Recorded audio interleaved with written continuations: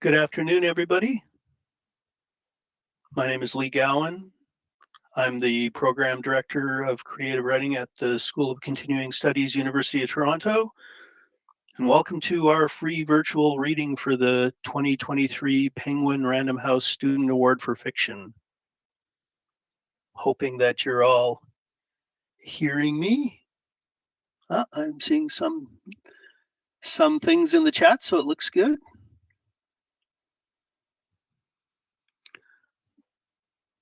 I'm going to begin our session, try to get started as soon as possible. Because we're a couple minutes past the hour. So I'm going to begin with a land acknowledgement. We wish to acknowledge the land on which the University of Toronto operates. For thousands of years, it has been the traditional land of the Huron-Wendat, the Seneca, and the Mississaugas of the Credit.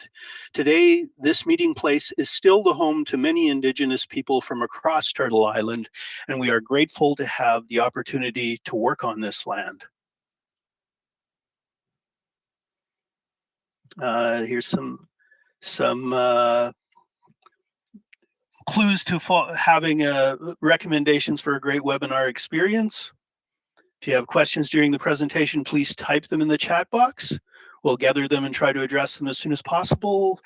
Session is being recorded. You'll receive an email later this week with a copy of the recording. If you have audio issues, check the volume settings in your browser. Ensure your system volume is up and microphones and cameras are disabled, and this is done to optimize the webinar experience for all attendees. And our agenda this afternoon is here. We'll begin with my greetings, move on, tell you a little bit about the Penguin Random House Award, and hopefully we're hoping we're not having we were having some technical problems with Meredith Tall earlier. I'm hoping she can get in and bring greetings from Penguin Random House. Then we have our three winners reading. Our dean, Catherine Shander Critchlow, will say a few words after the third reading by David Chau. And then finally, we have we have 6 of our finalists. There were 7 in total. We have 6 of the finalists reading, and we should wrap up by 1 p.m. So the Penguin Random House Canada Student Award for Fiction started about 20 years ago because and we're able to give away this award because of the generosity of Penguin Random House Canada.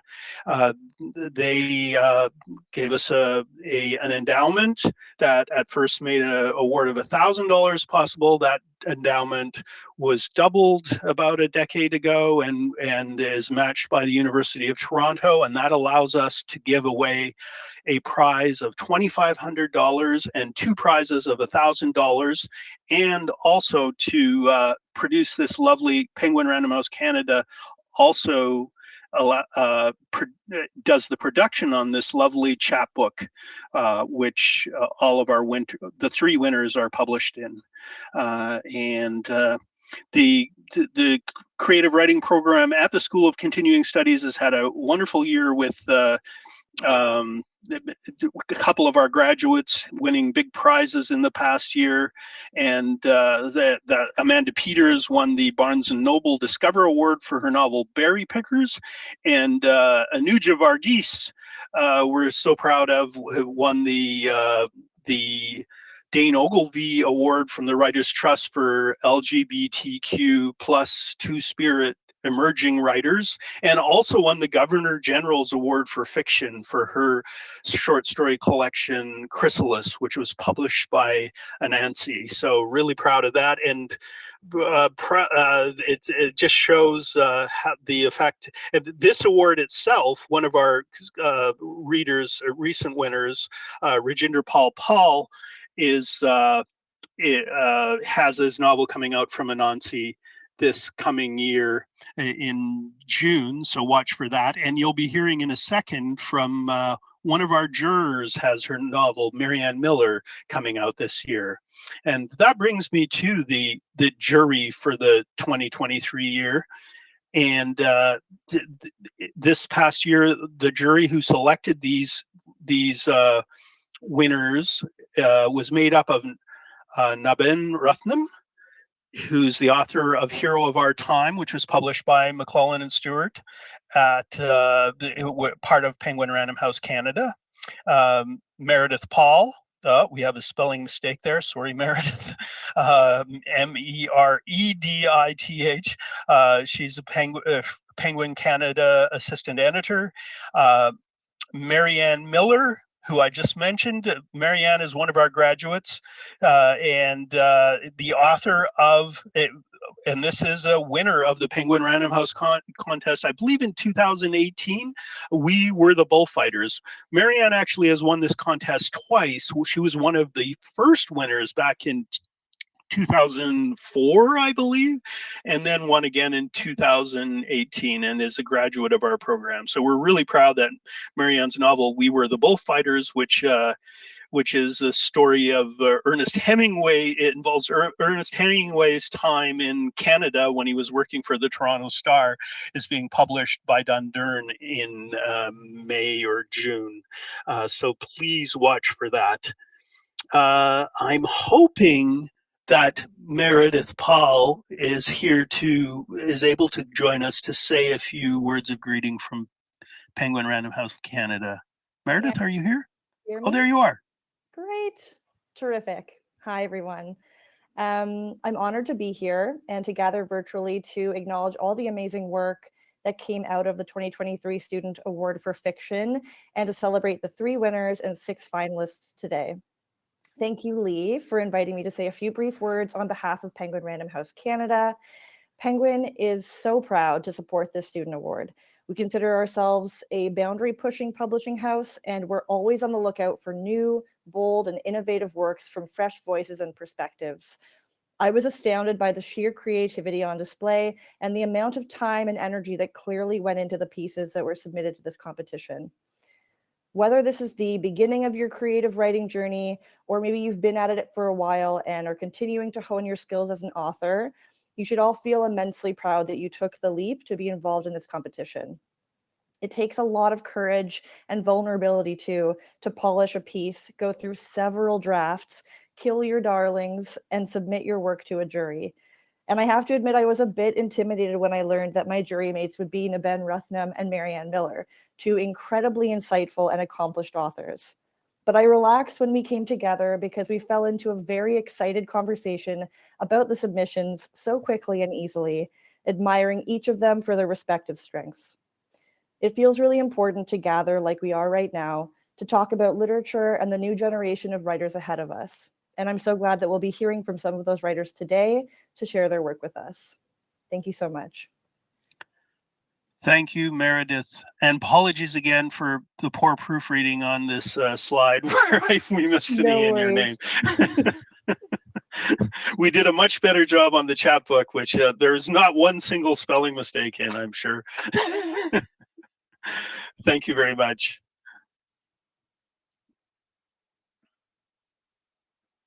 Okay.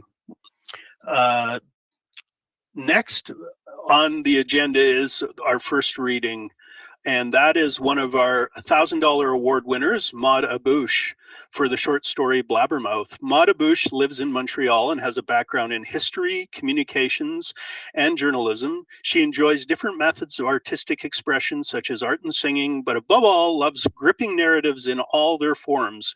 In her writing, she uses fantasy and science fiction as a lens to explore history, identity, and relationships, and she is currently working on her first fantasy novel set in modern day and feudal Japan.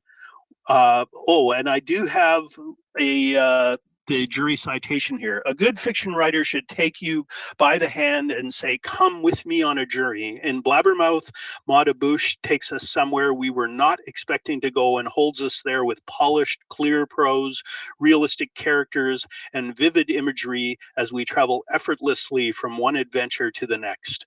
And that's from Marianne Miller, SCS graduate and author of We Were the Bullfighters. Welcome, Maude. I'm going to go off stage and let you have the stage here. Hi, hello everyone. It's really lovely to get to be here today. I'm really delighted by the response that my story Blabbermouth received, and super thankful for the recognition and the opportunity to read from it for you all today. And Blabbermouth was inspired by a monster of Japanese folklore, but with a more modern twist and a more contemporary interpretation. So it features Gemma, who is a TikTok influencer who suddenly has an extra mouth growing out from the back of her head. So here's a little excerpt from Gemma's misadventures. It takes two bouncers to separate Gemma and Ali and shove them into different cabs. Gemma slams the door of her apartment closed, kicks her high heels off, and throws her purse in a corner of the living room. She muffles her frustrated scream with one of the accent pillows on her couch, remembering too late how expensive those damn things were. The hand embroidered cover is smeared with lipstick, and she throws the pillow across the room with a shout, reveling in the noisy crash of a vase on the floor. She stumbles into the bathroom to assess the damage. One spaghetti strap hangs off her shoulder. Mascara runs down her face in black tracks, and her hair and the satin of her dress are stained with the blue curacao of Ali's drink.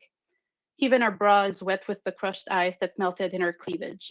She peels her clothes off and drops to her knees next to the bathtub to fiddle with the taps and wash her hair, scrubbing hard at her scalp. The pain is so sudden she drops the shower head, which clangs against the porcelain and sprays the walls haphazardly. Gemma struggles to turn off the faucet through the tears that spring to her eyes. She takes a few deep breaths till the pain ebbs away, and a few more to muster the courage to feel the back of her head with tentative fingertips. The skin there is raised and fleshy, like a badly healed scar. She stands, ignoring the water dripping down her body. She angles the swiveled arm of her wall mounted mirror till the back of her head appears in the mirrored doors of the cabinet. Then she lifts sections of wet hair with trembling hands. The lesion looks even bigger now than it did at the hair salon. The swelling protrudes from the surrounding hair, and a crease runs down the middle like it was about to split open.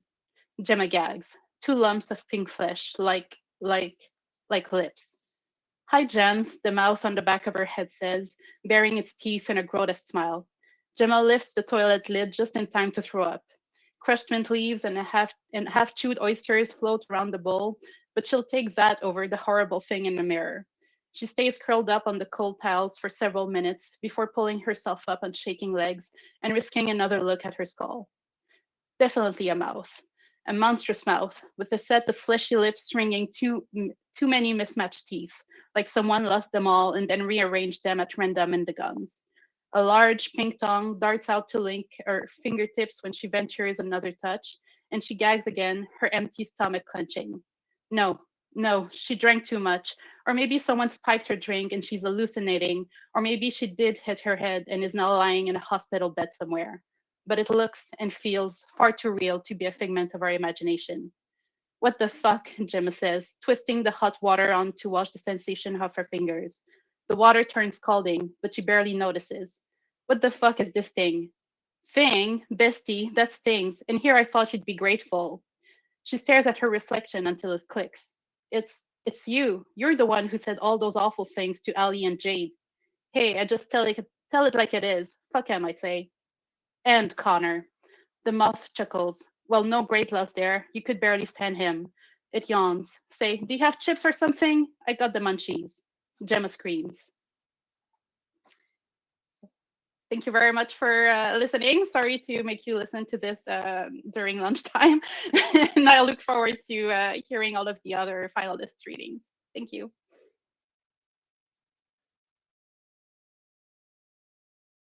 Thank you so much, Maude, for that piece. Yes, it always reminds me a little bit of Black Mirror. It's very powerful. Next up, we have Alison Stevenson, who is another of our $1,000 award winners for the short story The Fountain. Alison lives in Toronto. Her stories have appeared in Prairie Fire, The New Quarterly, Prism International, Pulp Literature, and elsewhere, and she's been a finalist in the Alice Munro Festival contest and the Penguin Random House Student Award last year. She was our $1,000 winner, so 2 years in a row, and longlisted for the CBC and TNQ Peter Hinchcliffe prizes. She's a graduate of the U of T School of Continuing Studies Certificate in Creative Writing and is working on a short story collection. You can find her at AlisonStevensonWriter.com. And let me see here. Next up, we have the jury citation.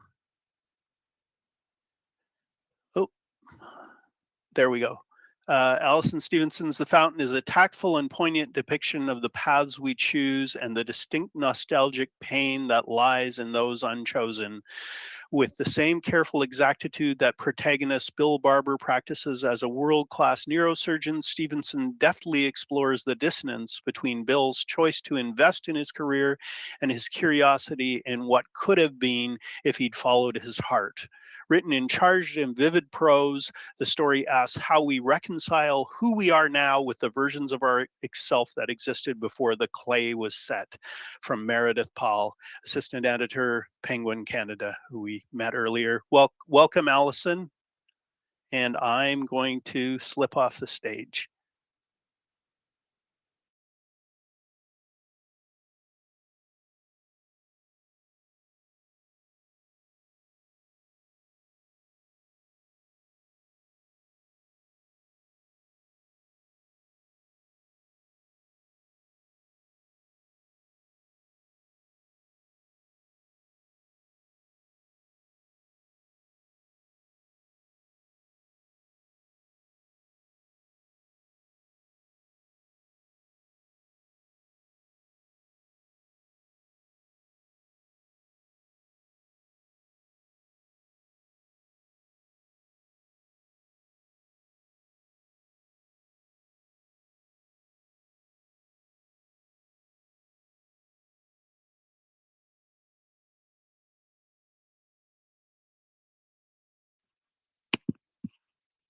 Hi there. Can you hear me now?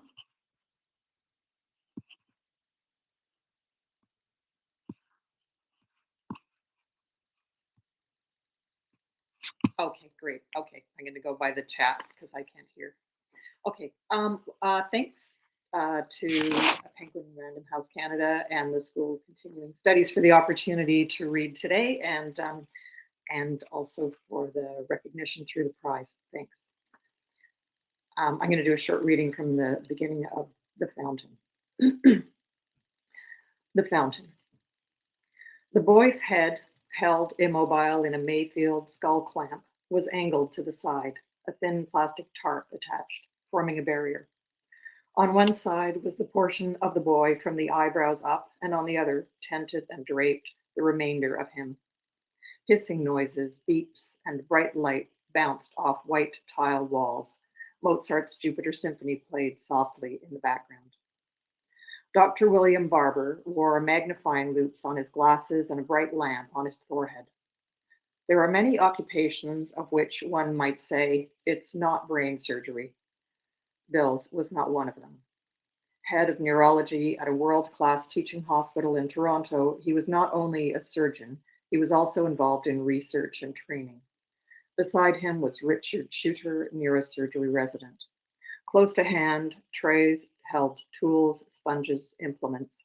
Monitor screens on the wall displayed cross-section images of the boy's head. A steel bowl nearby contained a curved piece of bone.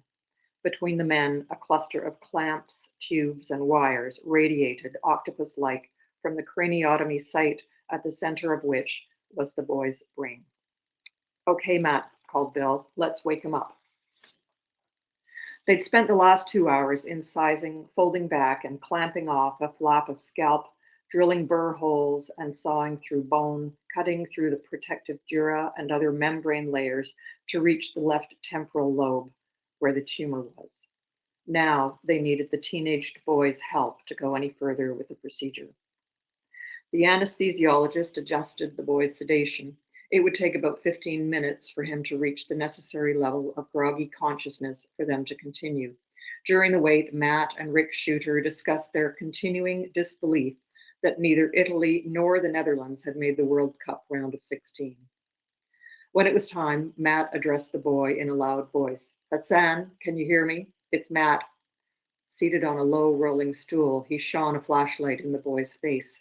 The boy's eyebrows contracted to a frown and he mumbled something.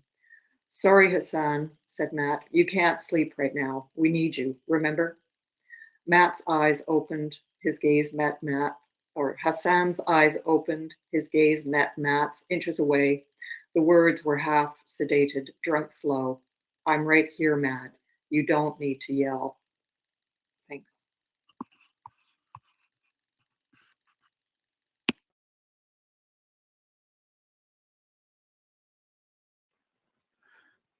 Thank you so much, Alison.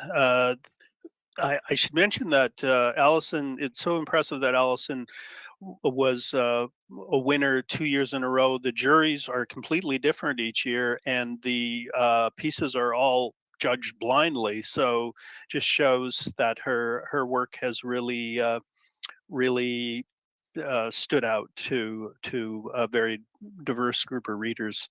So next up, David Chau was our winner of our $2,500 award this year. And he was a winner for a novel excerpt from his novel Belly of Tokyo.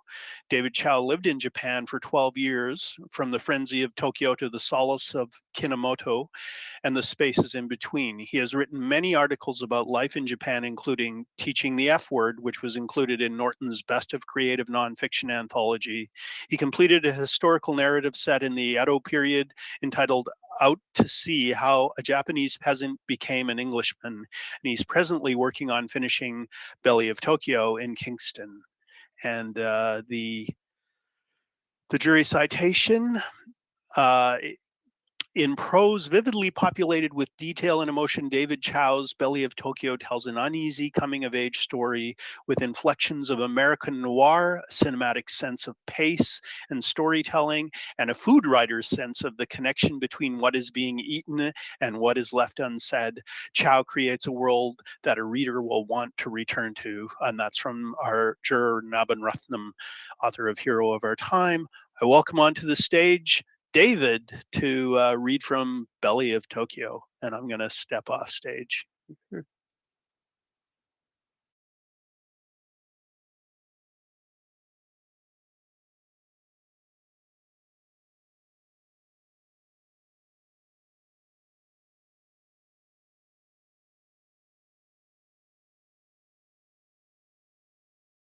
Buttons at the bottom for the mic and the camera, David. Do you see them there?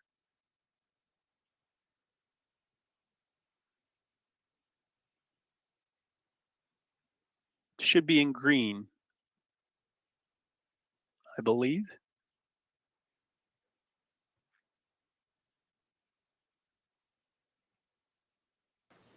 Here we go. David Chau.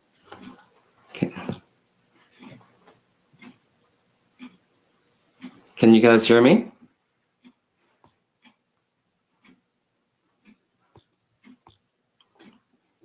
Can you guys hear me? We can hear you. We can't see you, but we can hear you. So I guess unless there's something wrong with your camera, it's possible. But go ahead, and we'd love to hear you reading. Okay, I'm sorry, guys.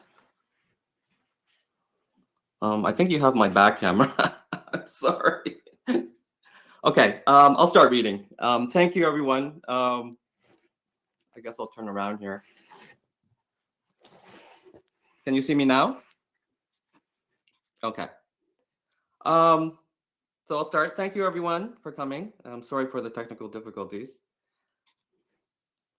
So, Belly of Tokyo. Dinner was curry rice that night, reconstituted from lunch the day before. Mother and I heard Dad come home from work, unexpectedly early, his techno-cuisine factory cap drawn down over his face as he rushed from the front door to the bathroom. Mother tipped the glass Tupperware over. The curry, jellied up, slowly slid out, making a sucking noise, a pop, and then a final plop as it hit the bottom of the saucepan. Bits of meat, potatoes, and carrots jiggled about. Better than yesterday, Mother said. all the flavor concentrated overnight. She stirred the mass with a wooden spoon, jabbing and breaking apart the larger, mysterious chunks. I stood at the rice cooker, scraping the dried grains off the sides. It had been left overnight, or was it 2 nights? And the rice had yellowed and formed white crystal webs crisscrossing the bottom of the pot. It was kind of pretty in a way. We still got some roast chicken in the fridge, Kansuke, Mother said, telling me with her eyes to take it out, cut the meat from the bones, and heat it in the microwave. All with one look. I remembered the chicken from a few days ago, how crispy the crispy skin tasted, and the meat underneath moist, as if it were sweating in the humid Tokyo summer. A gift from the superintendent, Mother said. No other explanation followed. I placed the chicken on the counter and grabbed the knife. Cut into the cartilage, Mother said. That's where the nutrients are. We heard sounds of vigorous splashing coming from the bathroom, then a long pause. The only sounds were the burping of the curry heating on the stove and the cicadas crying outside. The bathroom door opened. A faint odor of sweet rice vinegar, lilac, and machine oil wafted into the kitchen. Dad sat down at the dining table, his cap still on, the T and C emblazoned in metallic silver. Mother carried the pot to the table and ladled out globs of steaming curry onto the rice. When Dad took his cap off, she gasped and almost dropped the pot in his lap. What the hell happened to your face? Mother asked. One eye was almost swollen shut, a slit that revealed blackened capillaries. His jaw skewed to one side. It's just a misunderstanding at work, he said. An accident. It was that Mr. Yamada, wasn't it? She asked. The one with the fancy Tokyo University degree and those fresh baby eyes. He never finished his degree, Dad said. Look who's talking. How's that dream of yours, that restaurant you're always yapping about? Dad picked up a spoon and dished half of his portion onto my plate. Not that hungry, he said. Placing his plate back in front of him, he started pushing the curry with the round side of the spoon, forming indents in the lump. It wasn't often that I saw Dad eat. He left for work before sunrise and returned after dark. All the while, Mother and I were asleep. He was never much of a talker, so I learned to watch him closely, his face, his movements. Unfortunately, Mother didn't notice or chose to ignore those clues. His slouching was a sign of bad posture, bad upbringing, not how work was beating him down. His hands were dried and cracked because he forgot to moisturize, not because of the 12-hour shifts. Okay, I'll stop there. Thank you, everyone, for joining, and I hope that made you a little bit hungry for lunch. Thank you.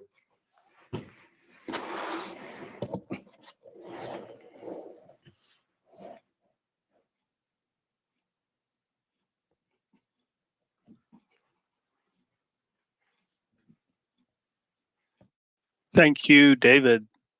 Yes, I'm very hungry for lunch now, and you can see what Nabin's talking about, the sense of the food writer's sense of connection between what is being eaten and what is left unsaid. Congratulations to all of our winners this year in the contest. I'm hoping now that Catherine Chandler Krishlow, our dean, can join us for a moment to bring us greetings. Are you here, Catherine?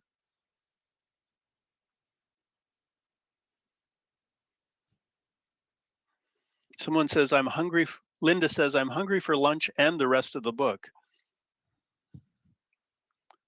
And Mary says, would like to be part of the table conversation. Oh, here's Catherine.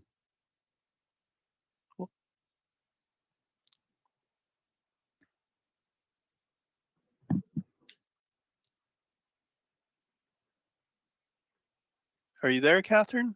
Just, there we go. I'm going to step off stage for a moment.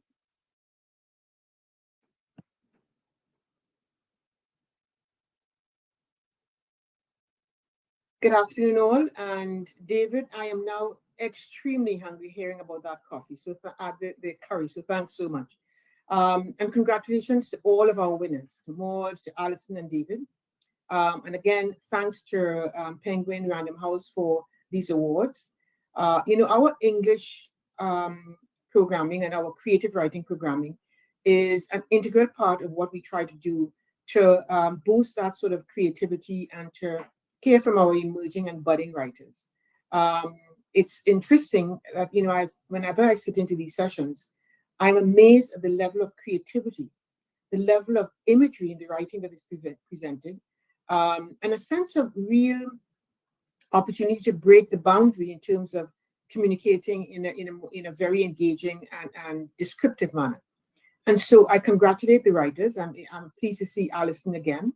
I hope to see others coming through in the other awards in coming years. But most of all, I think, what we're trying to accomplish at the School of Continuing Studies is to provide programming that helps individuals who have always thought that they wanted to do that one thing that they've never tried at. And that might be writing. It might be a language or other. And to see these awardees, again, bring such high quality programming to the table, it's just amazing. And I think reflective of not only the quality of our learners, but also the quality of our instructors, and really help these writers to help surface the best of their own creativity. So I want to thank the instructors involved. Again, I want to congratulate the writers and look forward to seeing you all. I really hope, Lee, that we can see some of these writers in some of our other programming, other than just these awards, so that our internal groups, our staff and others can hear and see the vivid writing of these groups. So I throw the invitation out, Lee, to have these writers present more of their writing to different groups within the School of Continuing Studies and potentially at the university. So congratulations. It's a pleasure to be here. And Lee, I'll turn it back to you before, again, I thank Penguin Random House for these student awards. Congratulations to all, and thank you. Lee?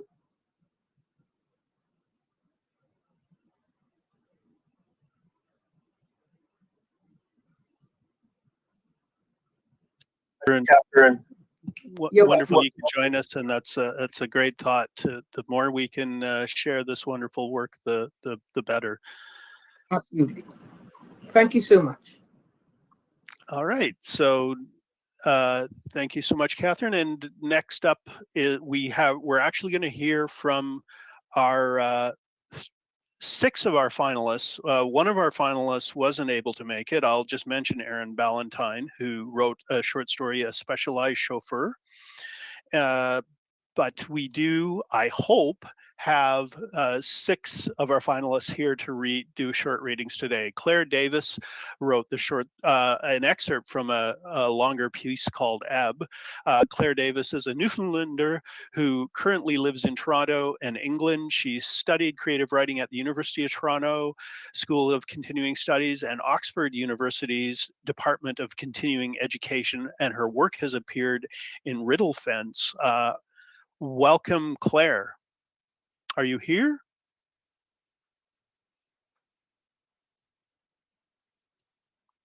Can you, Claire, if you are here, can you write something in the message thing if you're having trouble, or are you joining? Oh, here you come, I hope. Just if you can hit the mic and camera icon, we should be able to see you. Hi, Claire. Hi. Welcome.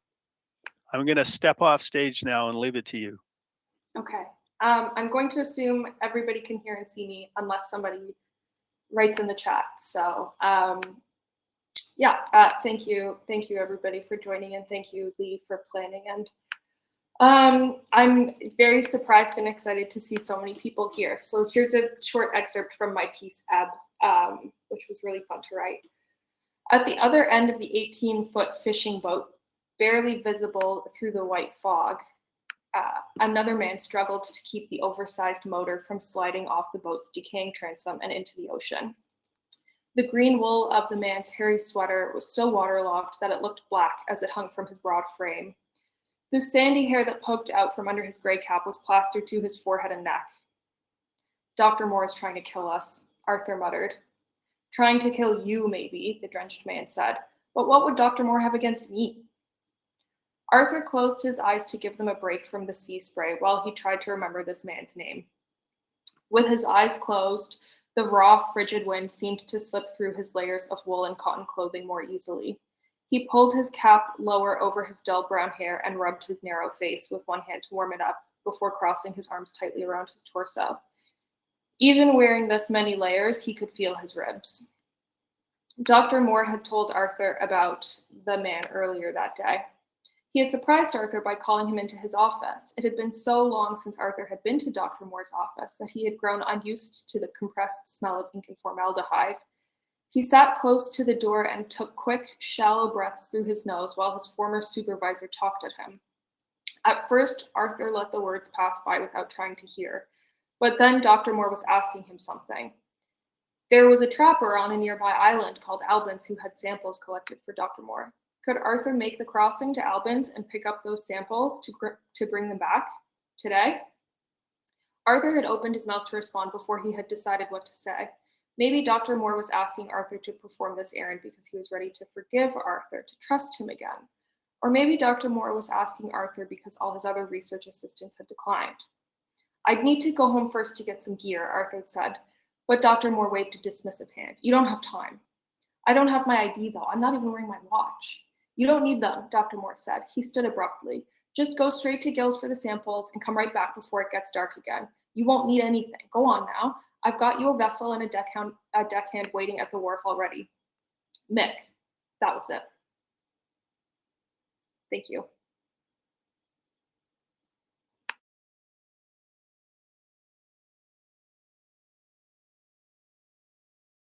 Thank you so much, Claire.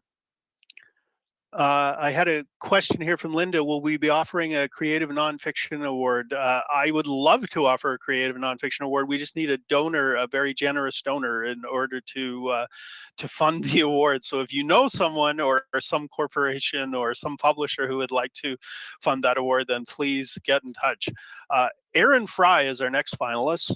She was her piece, which is an excerpt from a novel, The Midwife's Apprentice, was one of our finalists. Dreaming of fame on the stage, a young Erin Fry, sorry about the typo there, studied theater and acting at U of T and Sheridan College before going on to a career in arts marketing. Then she discovered a goal that involved even more opportunities for rejection and started her journey as an aspiring novelist. Welcome, Erin. Thank you. I'm just going to jump right into it. I'm honored to be here with all of these wonderful writers, and I'm really happy to be here, so thank you. I hadn't spoken to anyone in days. It was like I had forgotten how words were supposed to sound. The excuses I had practiced in my head felt wooden. Someone in a small town might send word for a midwife, but not a city like Oxford. Frustrated with my inability to think of something, I felt a tingling at the bridge of my nose, a sure sign that I was about to cry. She looked away, unsure of me and my silence. "It isn't safe to be out," she whispered. "You haven't come from London, have you?" The fear in her eyes dissipated slightly when I shook my head again. She glanced over her shoulder. She was looking at the gate. I was certain there was a guard there, even though I couldn't see him. If she called out, it would only take a minute for him to run across the length of the field. "Please." After I choked out that word, the rest began to flow. "Please don't call the guard. I just need to get to London. I'll follow the Thames away from here and it will be like you never saw me." I looked into her eyes. "Please, I'll do anything." "This isn't, you don't understand. I need to get, no, that's not the Thames.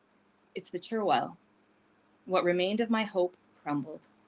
I collapsed on the grass, resigned to whatever was coming. I hissed every curse word and profanity that I had ever heard. "I'd add windfucker to your list. It's my favorite," she said with a smile as she squatted in the grass near me. I chuckled, which turned into a grimace and then into sobs. I couldn't tell where one emotion ended and the next began. The frustration, the anger, fear, and loneliness combined before this beautiful young woman's friendly smile. "Why'd you want to go to London? Seems like the worst place to go right now. People are dying faster than they can dig graves for them." "My mother told me to go to St. Paul's," I sniffled. "You always do what your mother tells you?" She looked at me in disbelief. "No reputable tavern will rent a room to an unchaperoned woman. You don't want to stay at a disreputable one, I can tell you that. especially as St. Paul's is so close to Newgate Prison. You'd be better off in Lincoln's Inn Fields or just about anywhere else. I shrugged. It didn't matter what I wanted. I didn't want to be accused of witchcraft. I didn't want my mother to be arrested or tortured. I didn't want to worry about the plague. I didn't want any of this. All that mattered was that my mother would go to London when this was all cleared up, and I would be there waiting for her. I certainly didn't want to start crying again, but I was defeated on that front too. My strangled sobs sounded as pathetic as I felt. Here, don't cry. She handed me a handkerchief. If you follow the Cherwell, it will lead you around the city and eventually it meets the Thames. You aren't too far off course. Thank you.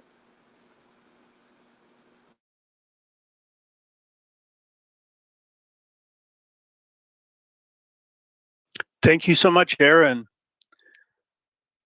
All right. Next up is Jianing Liu for her short, it was actually an excerpt, I believe, from a piece, Klein Phantasmagoria. Jianing is a cryptocurrency trader who grew up in Shanghai, China, and now is based in Toronto and Nassau, the Bahamas. Jianing also writes science fiction stories and draws comics, and their creative interests are metacognition and storytelling as a path to resilience. Welcome, Jianing. Are you here? Are you able to join? Just press the go on stage button.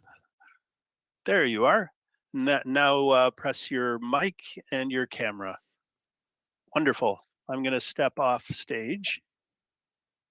Hi. Thank you, everyone. I am so grateful to be here. So this story is a final project I did in the SCS course called The Great Escape, Writing Fantasy and Science Fiction, taught by Katie Sweet. Okay, so here it goes. During the summer break after her first year of elementary school, the artist figured she wanted to know where she, or more generally, human civilization, came from. She felt the explanation she'd learned in biology textbooks was uninteresting, so she started to read a vast amount of ancient mythologies. She especially enjoyed those connected to her own backgrounds. Like almost everyone else, she was mixed. In her case, South Asian, East Asian, and Southeast Asian. When reading the Sanskrit epic Mahabharata, the young artist was fascinated by a character named Shikhandi. They were born female, but vowed to give up their gender in order to seek revenge on the hero Bhishma. Thus, the artist decided to make her favorite character in her imaginary world androgynous.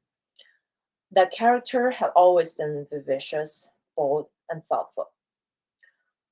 That was the first modification she made to her world. Over the next several years, the world became more abstract. There were no physical laws or moral standards that governed it. Creatures of her wildest imagination wandered on the earth and in the sky. What is it like to be an energy being? Asked the kid. Sometimes I envy those of you who do have forms, the shepherd said. I want to experience how it feels to be touched by someone. I dislike my body. It's too rigid. I want to have skin. The kid knocked on their exoskeleton. The artist has skin. It's hilarious that she wanted to be like us. In her world, everyone has skin, but she hoped she'd be different. What happened after she stopped drawing? She always soaked herself in a wide basin filled with water. She was very talkative, but she didn't have friends, so she had to talk to those genies in her house. Actually, she used to have several friends, and a partner too, but they left her because they felt she was going crazy. I guess it hurts to own something that you cherish, and then have to let go of it, right? It's so relatable. Everything that happened to the woman in that room is so relatable. What about you? Do you get lonely when you're on your own in this dungeon? Look, it's down again. I'll tell you more stories tonight. It was chill in the morning. Dews dropped from the shepherd's misty body. Okay, thank you.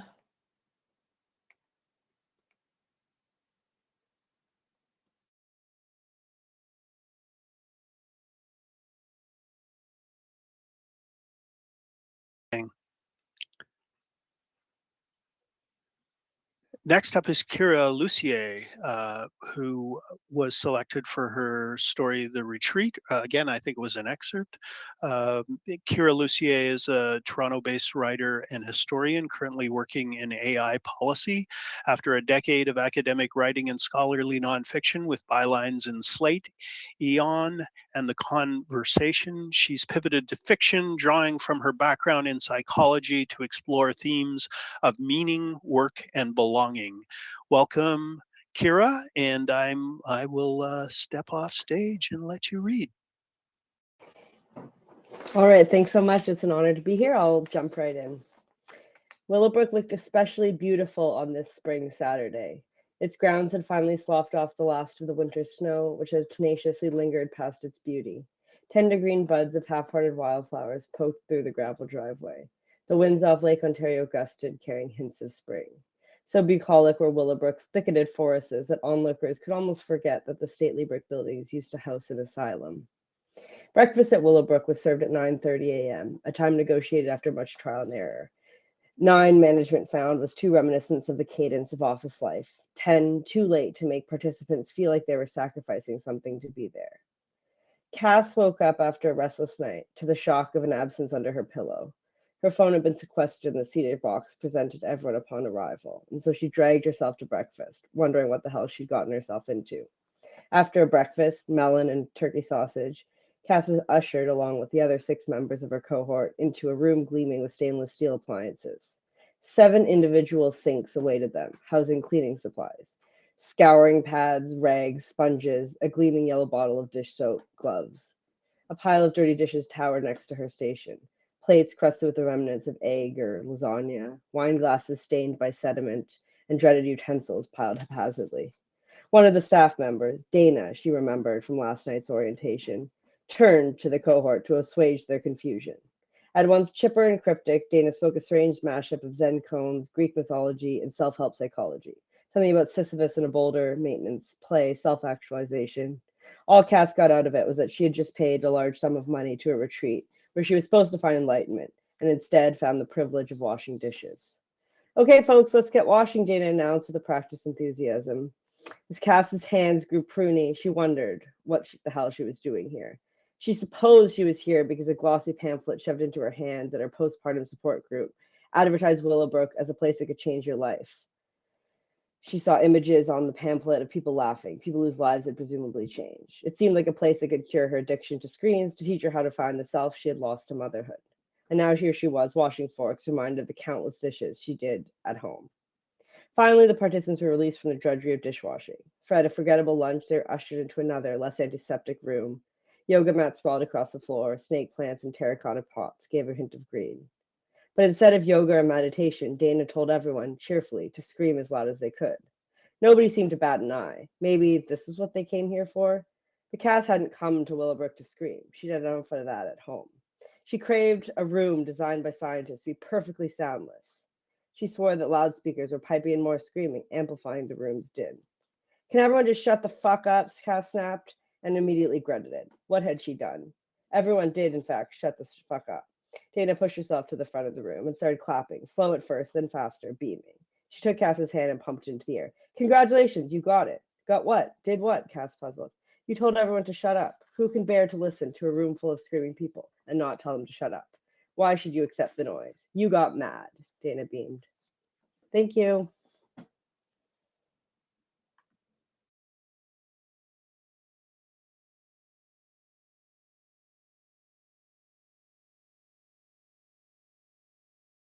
Thank you, Kira. All right.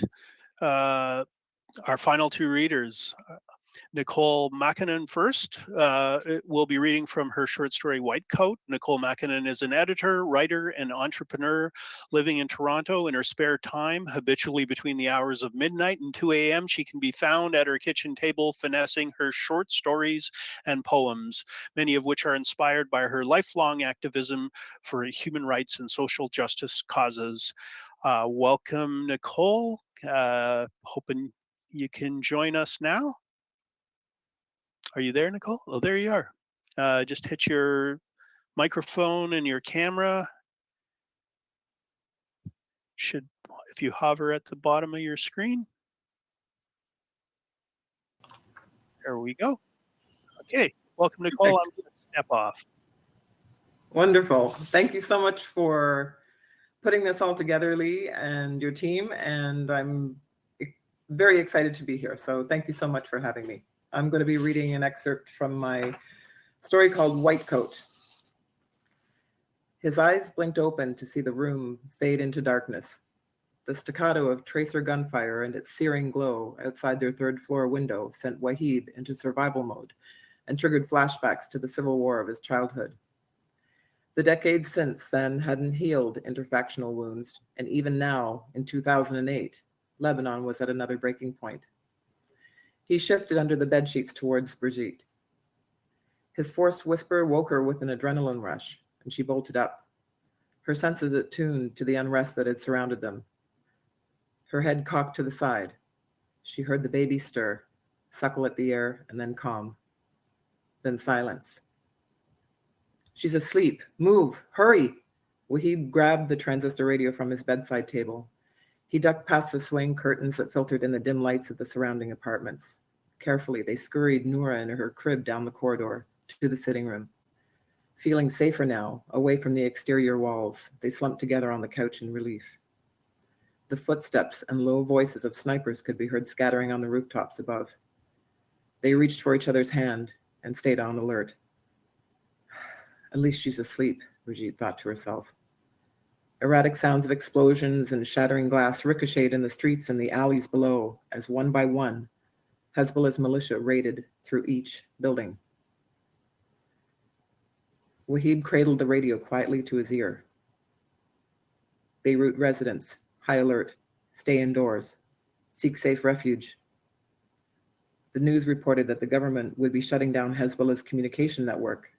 They'd been using the public infrastructure and had planted covert surveillance cameras at the airport to monitor flights. Hours of intense exchanges had passed, punctuated by lulls. Wahib and Brigitte rested in turns, though neither managed much. Noura predictably started to rustle at first sunlight, so Brigitte, dizzy with fatigue, picked her up and took her back to the couch to breastfeed. Wahib moved forward to the edge of the couch. Nothing outside since 4:50. I'll go get ready for work. He got up and left for the bedroom. Memories of his father filled his heart as he dressed. Wahib had learned this from him. Even when it was raining shells in the streets, his father's sense of duty had compelled him to help, believing that each one of us will die when destined and not a moment before. Brigitte slow blinked. She knew it was inevitable that Wahib would go. She turned up the radio. Wahib returned to Brigitte, coiffed and ready to leave. He leaned his body into her grooves. Brigitte smiled at him, but she was deep in her own thoughts. How did you get here? He lovingly grinned at Noura as she fed, wrapping her hand around his pinky. Here, now, he felt complete. He had known Brigitte was partner material when, after a handful of coffee dates and drives through the mountains, she'd invited him to dinner at her apartment. After supper, she fashioned a TV antenna from a wire coat hanger so they could watch a movie together with a clear signal. Smiling, he watched as she twisted and turned the wires into position, adding bits of tinfoil for length. It worked. He imagined her taking on the world with him. Over time, he came to rely on her resourceful ingenuity, and that was it. Here we are. Thank you. Thank you very much.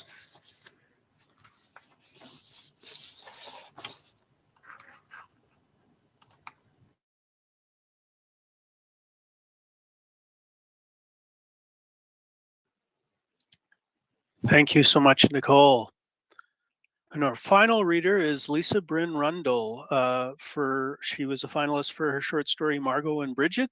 Lisa Bryn Rundle is a former magazine editor and sometimes writer and a current producer at CBC Radio. She's also the creator and host of the CBC investigative podcast Satanic Panic.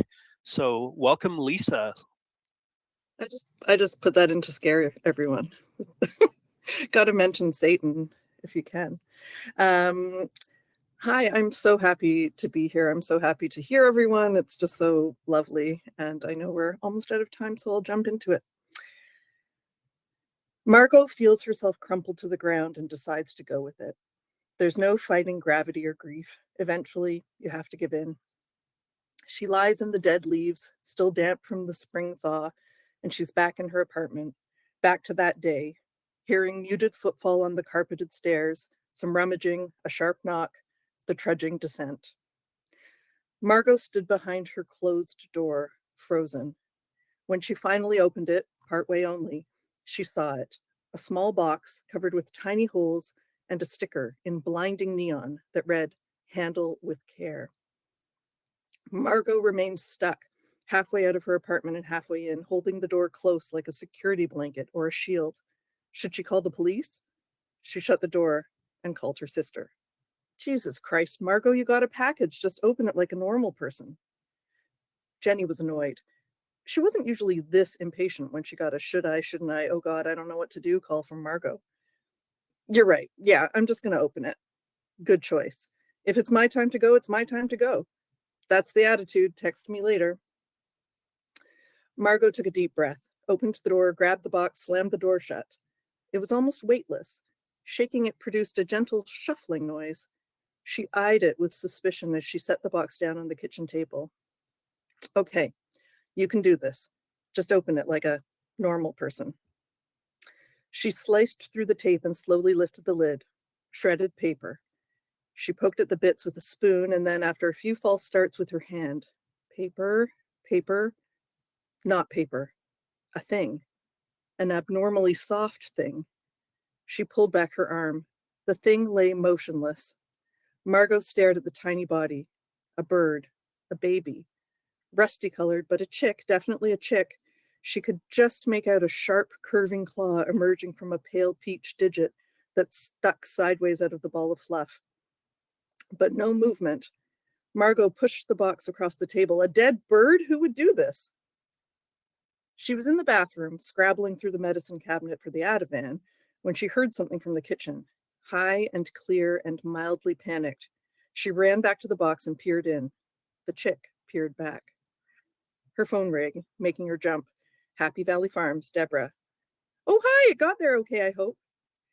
Deborah still sounded like her teen self, like they were both back in grade 9, sneaking out after dark, sipping mixed berry coolers on the swing set, then falling over, clutching their guts through endless waves of laughter. Deborah, what the hell? They hadn't stayed in touch much since high school, but a few months ago, when Deborah was in the city selling handmade soaps or something somewhere, she had reached out. It was a rare good day for Margot, and to her surprise, she agreed when Deborah suggested they grab dinner. It was fun. Margot got pretty sloshed. The details were blurry, but she had a feeling the conversation had gotten deep. Please tell me you got my DMs. DMs? Yikes. Well, surprise.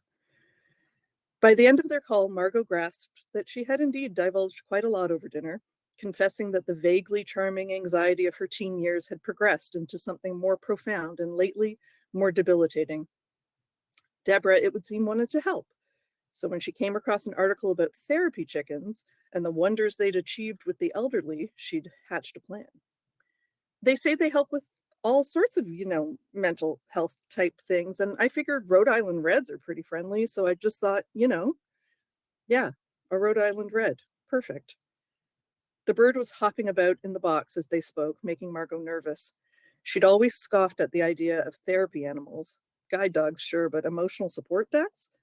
Still, desperation softened her conviction.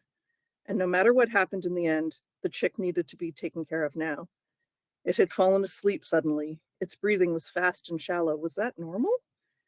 Margot had never even touched a chicken without a napkin at the ready until today. Later, when she was asking Jenny how hard it would be to procure the components of a homemade brooder at short notice, it dawned on Margot that she could sort of imagine it being nice to have Bernice around. Bernice, you named it? Yes. And the name you gave it was Bernice? I considered Henrietta, but Jenny cut her off. Two on the nose. Beak. Got it. Don't you think that's going to make it harder to send it back, now that it's not just a bird, but a Bernice? Who said I'm sending her back? Thanks.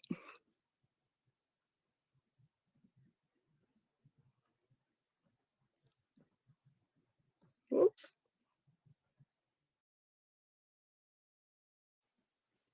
Thank you so much, Lisa. All right, well, that is all. As you could see, the jury had a difficult time picking the three winners because the quality of the finalists was all so high, which is generally the case. I'll just end off by saying thank you again. Congratulations to all the finalists and to our three winners. Thank you to Penguin Random House Canada for making the award possible. And I'll mention that the award is open to anyone who takes a course in creative writing at the School of Continuing Studies within the calendar year. And the deadline for entering is the first week in May. So you can watch for that and polish up your pieces. The criteria is it's got to be a piece of either novel excerpt or a short story, 7,000 words or less. And thank you everyone for being here. Good luck with your writing, and hope to see you in a classroom at the School of Continuing Studies soon. And to see your work in print, and maybe just see you here next year reading from it. Everyone, I hope you all have a wonderful afternoon. Bye-bye.